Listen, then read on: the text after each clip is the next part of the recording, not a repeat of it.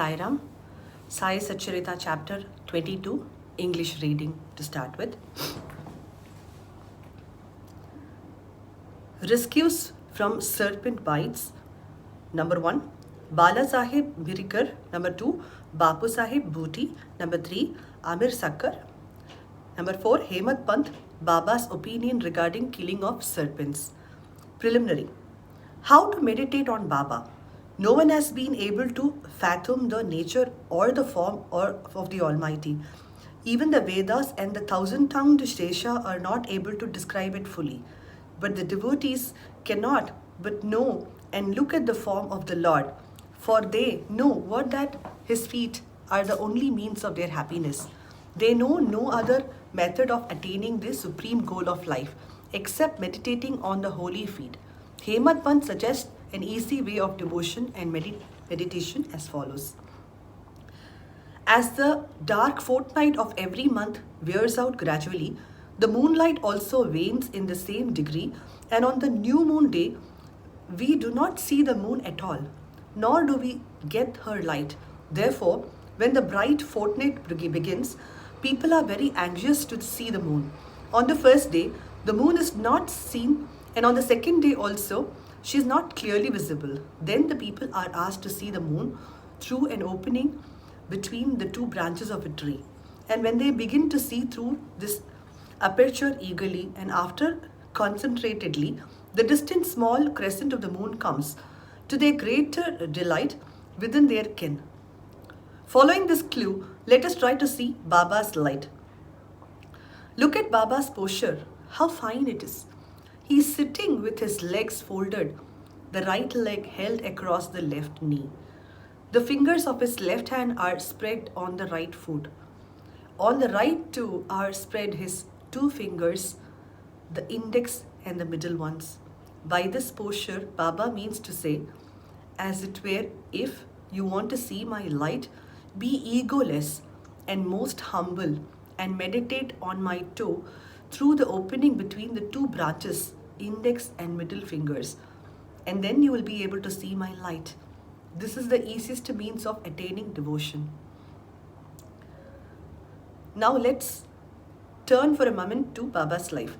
Shirdi had become a place of pilgrimage on account of Baba's day.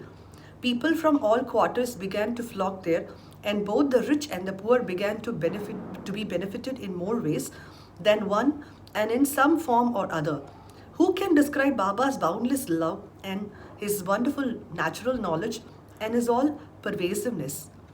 Blessed is he who could experience one or all of these. Sometimes Baba observed long silence, which was in a way his dissertation on Brahman. At other times he was consciousness bliss incarnate, surrounded by his devotees. Sometimes he spoke in parables, and at other times indulged in wit and humor.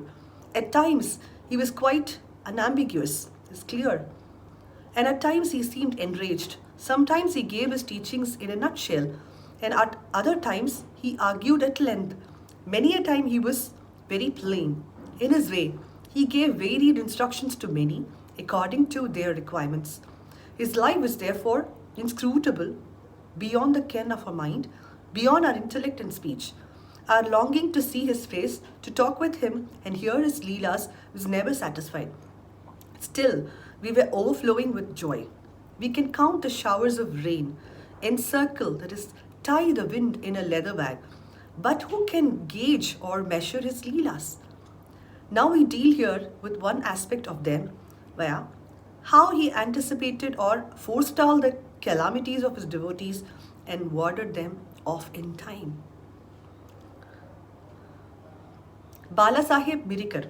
Bala Sahib Birikar, the son of Sirdar Kaka Sahib Birikar, was Mamlatdar of Kopargaon. He was going on tour to Chitali. On the way, he came to Shirdi to see Sai Baba. When he went to the masjid and prostrated him before Baba, usual conversation regarding health and other matters commenced when Baba sounded a note of warning as follows. Do you know our Dwarka Mai? As Baba Sahib did not understand, he kept quiet. Baba continued. This is our Dwarka Mai, where you are sitting.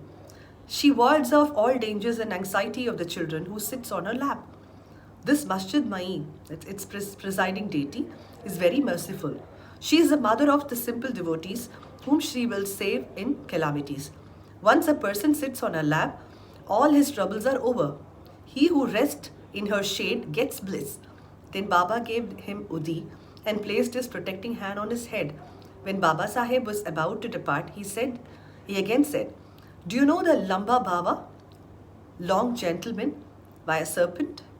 And then closing the left arm, like his first, he brought it near the right elbow, and moving his left arm like a hood of a serpent, he said, "He is so terrible, but what can he do to the children of Dwaraka Mai?"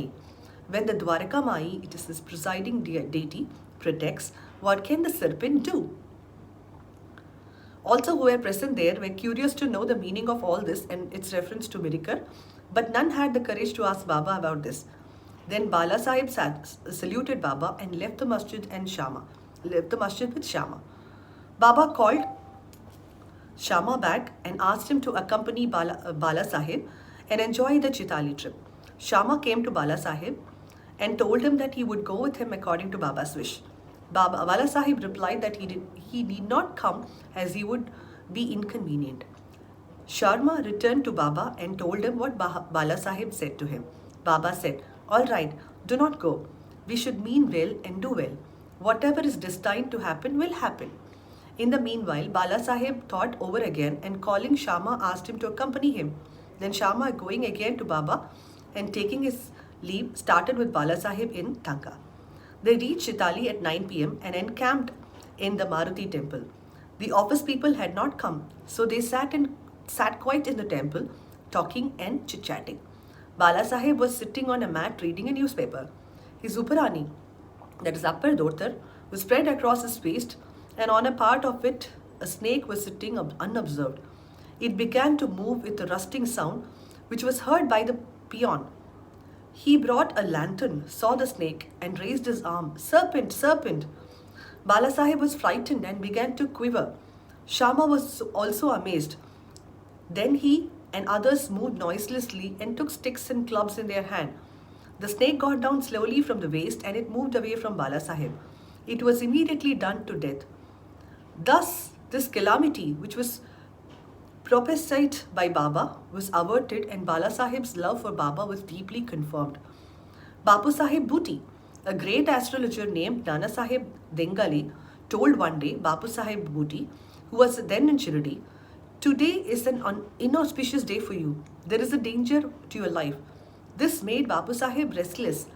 When they, as usual, came to Masjid, Baba said to Bapu Sahib, "What does this Nana say? He foretells death for you. Well, you need not be afraid. Tell him boldly, let us see how death kills." Then later in this evening, Bapu Sahib went to his privy for easing himself, where he saw a snake. His servant saw it and lifted a stone to strike it at it. Bapu Sahib asked him to get a big stick, but before the servant returned with the stick, the snake was seen moving away and soon disappeared. Bapu Sahib remembered with joy Baba's words of fearlessness.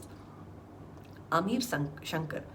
Amir Shankar was a native of village Korali in Kopargaon Taluka. He belonged to the butcher caste. He worked as a commission agent in Bandra and was well known there. He once suffered from rheumatism, which gave him much pain. He was then reminded of God, and so he left his business and went to Shirdi and prayed to Baba to relieve him from his malady.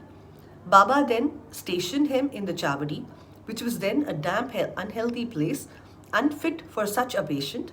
Any other place in the village or Korali itself would have been better for Amir, but Baba's word was a deciding factor and the chief medicine.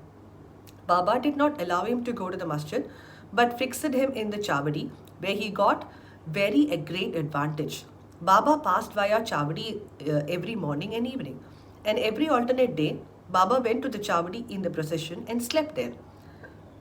So Amir got Baba's contact very often easily. Amir stayed there for a full 9 months, and then somehow or other he got a disgust for the place. So one night he stealthily left the place and came to Kopargaon and stayed in the Dharamshala. Then there he saw an old dying fakir who asked him for water. Amir brought it and gave it to him. As soon as he drank it, he passed away. Then Amir was in a fix. He thought that if he went and informed the authorities, he would be held responsible for the death, as he was the first and sole informant and knew something about it. He repented for his action via leaving Shirdi without Baba's leave and prayed to Baba. He then determined to return to Shirdi. And that same night he ran back, remembering and muttering Baba's name on the way, and reached Shirdi before daybreak and became free from anxiety.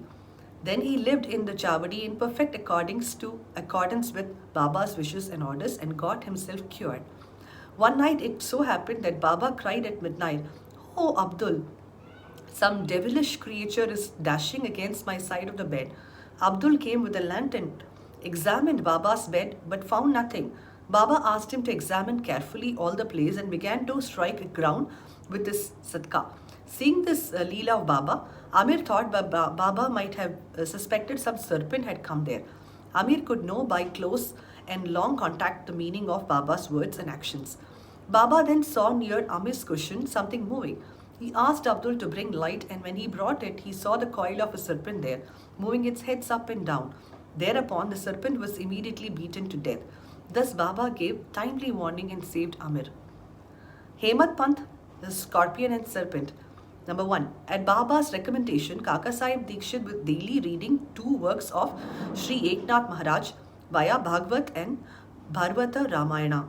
And Hemad Pant had the good fortune to be one of the audience when the reading of the works was going on.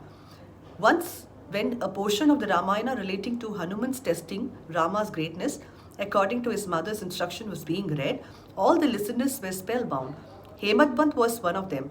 A big scorpion, none knew where it came from, jumped and sat on the right shoulder of Hemad Pant on his upperani, that is upper dhotar. First it was not noticed, but as the Lord protects those who are intent on his hearing his stories, he casually cast a glance over his right shoulder and noticed it. It was dead silence, not a bit moved here or there. It seemed as if it also enjoyed the reading. Then by Lord's grace, Hemad Pant, without disturbing the audience, took the 2 ends of his dhotar, folded them and brought them together, enclosing the scorpion within.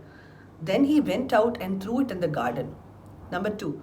On another occasion, some persons were sitting in the upper floor of Kaka Sahib Wada just before nightfall, when a serpent crept through a hole in the window frame and sat coiled up. A light was brought. Though it was first dazzled, yet it sat still and only moved his head up and down. Then many persons rushed there with sticks and cudgels. But as it sat in an awkward place, no blow could be dealt. But hearing the noises of men, the serpent went out hastily through the same hole. Then all persons there felt relieved. Baba's opinion. One devotee named Muktaram then said it was good that the poor creature escaped. Hemad Pant challenged him, saying that serpent should be better killed. There was a hot discussion between them. The former contended that serpents and such creatures should not be killed. The latter, that they should be. The latter, they should be. It's like one way saying not to kill, the other one was saying you have to kill. As the night came on, the discussion came to an end without any decision being arrived at. Next day, the question was referred to Baba, who gave his settled opinion as follows. God lives in all beings and creatures, whether they be serpents or scorpions. He is the great via puller of the world, and rest all beings, serpents, scorpions, etc. Obey his command. Unless he will it, nobody can do any harm to others. The world is all dependent on him, and no one is independent. So we should take pity and love all creatures, leave off adventurous fights and killings, and be patient. The Lord, God, is the protector of all. Bow to Shirdi Sai. Peace be to all. Om Shri Sai Ram. Happy Thursday. Meet you in the 23rd chapter next week.